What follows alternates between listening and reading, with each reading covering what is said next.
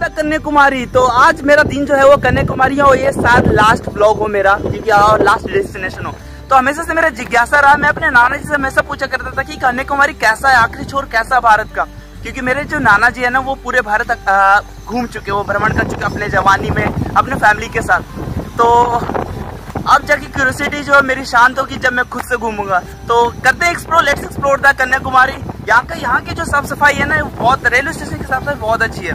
मतलब एक मैं राजस्थान का रेलवे स्टेशन की बात करूँ और एक इधर साउथ की तरफ के रेलवे स्टेशन की बात करूँ तो काफी हद तक बहुत ज्यादा सफाई है। हो तो बहुत खुशी हो रही है यार मुझे। ऐसा है नजारा कन्याकुमारी स्टेशन के बाहर का, जो कि हरियाली है यहाँ पर, लोगों की इतनी भीड़ नहीं है तो हरियाली भी बची हुई है। अब हम देखने जा रहे हैं विवेकानंद रॉक मेमोरियल, जो लगभग 1 से 1.5 किलोमीटर दूर है कन्याकुमारी रेलवे स्टेशन से। हो यार यहाँ पर एक चीज कंफर्टेबल है कि अधिकतर मैक्सिमम रेलवे स्टेशन पर ये है कि वहाँ पर क्लॉक रूम है, जो कि जो वजन जो रहता है मेरे बैग का वो लगभग 20 से 25 किलो का है। तो वो जो वजन है मैं क्लॉक रूम में रख देता हूँ। किसी भी रेलवे स्टेशन में जाता हूँ तो क्लॉक रूम का पता करता हूँ। तो बहुत सारे रेलवे स्टेशन पर ऐसा होता है कि वहाँ पर आपको करंट टिकट मांगते हैं और बहुत से रेलवे स्टेशन पर ऐसा नहीं है। तो कन्याकुमारी में भी क्लॉक रूम है, वहाँ पर भी आपसे टिकट मांगेंगे करंट का। तो आप टिकट दिखा के 15 रुपीज़ में 24 आवर्स के लिए आप अपना हैवी बैग रख सकते हैं। तो सिंगल बैग से घूमना और कम वेट के साथ घूमना आपके लिए कंफर्टेबल हो जाता है। जस्ट बगल में ही आपका यहाँ पर मायापुरी मतलब एक वैक्स म्यूजियम है यहाँ पर। तो इस म्यूजियम में फोटोग्राफी और वीडियोग्राफी अलाउ है और बहुत ही अच्छा है अंदर से। वैसे अभी सबसे पहले मैं जाऊँगा विवेकानंद रॉक मेमोरियल, फिर मैं इसको घूमूंगा, है ना। Vivekananda rock memorial okay that side. जब सबसे पहले भूख, ये पोटैटो चिप्स, हाँ पोटैटो ना, ये क्या है? ये क्या है?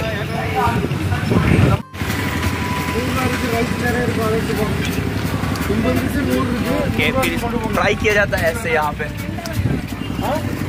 तो रॉक मेमोरियल घूमने से पहले सबसे पहले आपको इसके हिस्ट्री के बारे में जानना बहुत ज़रूरी है, क्योंकि इसे बनाने के लिए बहुत सारी कठिनाइयों से गुजरना पड़ा है। तो 90 से 95% लोगों को ये पता है कि इस रॉक मेमोरियल को गवर्नमेंट ने बनाया था, लेकिन ऐसा बिल्कुल भी नहीं है। गवर्नमेंट का केवल 10% हाथ था, बाकी 90% जो हाथ था वो था RSS का। और इसको लीड कर रहे थे एकनाथ रामकृष्ण रनाडे। सबसे पहले हम बात करेंगे कि इसको बनाने का पीछे सबसे ज़्यादा मेन रीज़न क्या था। तो वो था 1892 दिसंबर का महीना, जब यहाँ पर विवेकानंद जी मेडिटेशन करने आए थे 3 दिन के लिए। और ये भी माना जाता है कि उन्हें यहाँ पर एनलाइटमेंट मिला था। तो अब वो तो हो गए थे भगवान को प्यारे विवेकानंद जी, लेकिन जब साल आया 1962 और जनवरी का महीना, तो पहला प्रस्ताव रखा गया था कि यहाँ पर एक विवेकानंद की बर्थ एनिवर्सरी के दिन कि यहाँ पर एक रॉक मेमोरियल बनाया जाए। तो दिक्कत क्या थी रॉक मेमोरियल बनाने में? तो देखिए, इंडिया जो वो मल्टी रिलीजन का एक कंट्री है, यहाँ पर भिन्न भिन्न प्रकार के कास्ट, भिन्न भिन्न प्रकार के रिलीजन रहते हैं। तो इस रॉक के आसपास जितने भी लोग थे वो ज्यादातर फिशरमैन थे, और फिशरमैन जो थे वो ज्यादातर क्रिश्चियन थे। तो यहाँ पर एक सेंट जेवियर्स का क्रॉस रखा हुआ था। तो जब ये प्रस्ताव पारित हुआ कि यहाँ पर विवेकानंद रॉक मेमोरियल बनाया जाएगा, तब यहाँ पर ऑब्जेक्शन करने वाले जो सबसे पहले जो रहते हैं वो रहते हैं क्रिश्चियन, और जो कि फिशरमैन रहते हैं। तो ये मामला धीरे धीरे वहाँ के लीडर के पास जाता है, मतलब वहाँ के जो चीफ मिनिस्टर, जो 4th चीफ मिनिस्टर जो रहते हैं उनके पास जाता है। जो टिकट है 50 रुपीज़ है और इसकी जो टाइमिंग है 7:45 AM से लेकर 4 PM तक। Ticket counter. और उस वक्त के जो चीफ मिनिस्टर जो रहते हैं वो भक्त वसलम रहते हैं, जो इसका विरोध करते हैं। तो हिंदू और क्रिश्चियन में ये तनाव तब बढ़ गया जब एक हिंदू ने एक रात को वहाँ से क्रॉस को हटा दिया। तब उस वक्त का जो माहौल था तमिलनाडु को बहुत ज़्यादा गर्म हो चुका था, और इसी के कारण जो उस वक्त के जो चीफ मिनिस्टर जो थे वो उन्होंने कहा कि यहाँ पर मेमोरियल नहीं बनाएगा। और रीज़न क्या दिया उन्होंने? रीज़न ये दिया कि यहाँ पर नेचुरल ब्यूटी जो वो ख़त्म हो जाएगी।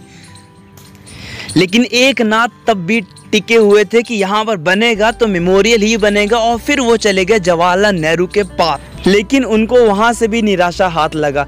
लेकिन जब पीरियड आया लाल बहादुर शास्त्री का, तो उन्होंने परमिशन दिया एक नाथ को कि तुम एक कैंपेन चलाओ दिल्ली में। और उस कैंपेन के द्वारा एक नाथ ने 323 मेंबर, जो पार्लियामेंट के जो 323 मेंबर थे, उन्होंने उनका सिग्नेचर लिया इस पर कि यहाँ पर मेमोरियल ही बनाया जाए। तो तब जाके एक नाथ को 1962 में अप्रूवल मिलता है। तो चलो, प्रस्ताव तो पारित हो गया, लेकिन एक नाथ को एक और बड़ी प्रॉब्लम थी, वो थी फाइनेंशियल सपोर्ट की, जो कि सेंट्रल गवर्नमेंट से नहीं मिल पा रहा था। तो फिर उन्होंने मदद लिया मद्रास के रामकृष्ण मठ का और आरएसएस के कुछ बंदों का। तो उन्होंने क्या किया कि सारे इंडिया के सारे जगहों पर एक एक लोगों को भेज दिया और कहा कि लोगों को तुम अवेयर करो कि ये नेशनल मेमोरियल है, इसमें सभी को फाइनेंशियल सपोर्ट करने की ज़रूरत है, तो मतलब करना चाहिए। उन्होंने फोर्स नहीं किया, बस उन्होंने अवेयरनेस फैला और जाके पैसे इकट्ठे हुए 12.5 मिलियन। यहाँ पर भी टिकट ₹30 का टिकट यहाँ पर मुझे पे करना पड़ेगा।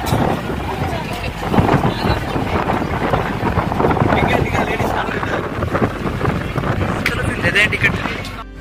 ओह, तो फाइनली इतने मशक्क़त के बाद पहला जो स्टोन रखा गया वो 17 जन 1963 में रखा गया।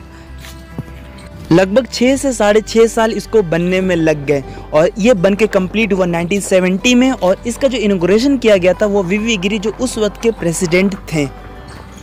तो इस मेमोरियल में आपको 2 स्ट्रक्चर देखेंगे जो मेन है, एक विवेकानंद मंडपम और एक है श्रीपद मंडपम।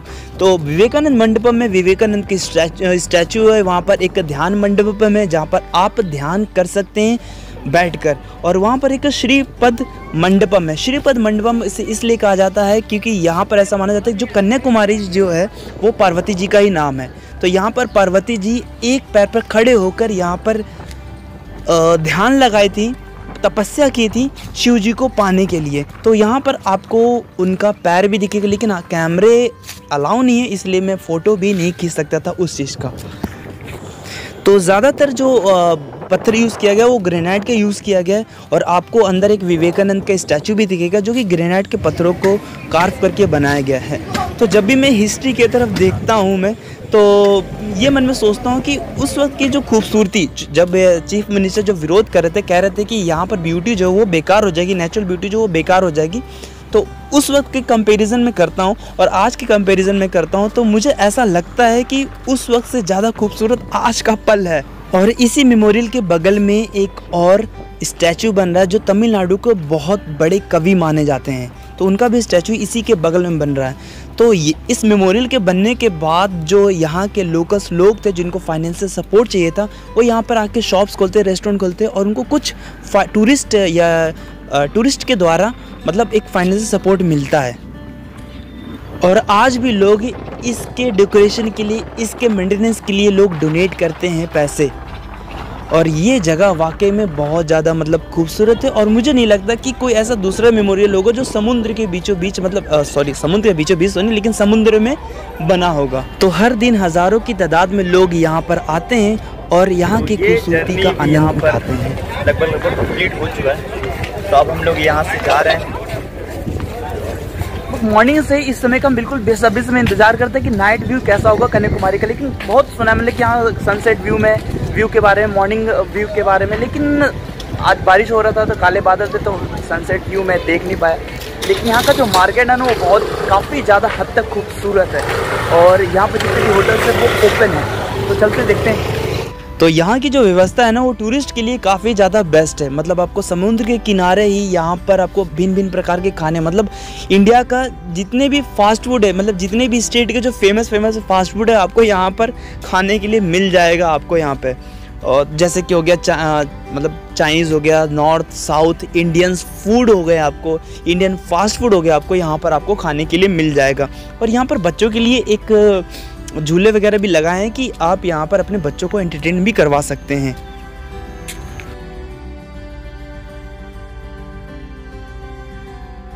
इन लास्ट इस मेमोरियल को बनाने के लिए एक नाथ जी का बहुत बहुत शुक्रिया, और जिन्होंने भी रुपए डोनेट किया उन लोगों को भी शुक्रिया, रामकृष्ण मठ को भी शुक्रिया और लाल बहादुर शास्त्री जी को भी शुक्रिया। तो आपको ये वीडियो अगर आपको अच्छी लगी हो तो मेरे चैनल को सब्सक्राइब कीजिए ताकि मुझे कुछ सपोर्ट मिल पाए। मेरे चैनल के सारे वीडियोस को देखिए, मैंने ऐसे ऐसे यूनिक वीडियोस बहुत सारे मैंने अपने वीडियो यूट्यूब पर अपलोड किए हैं। तो thank you for watching this video.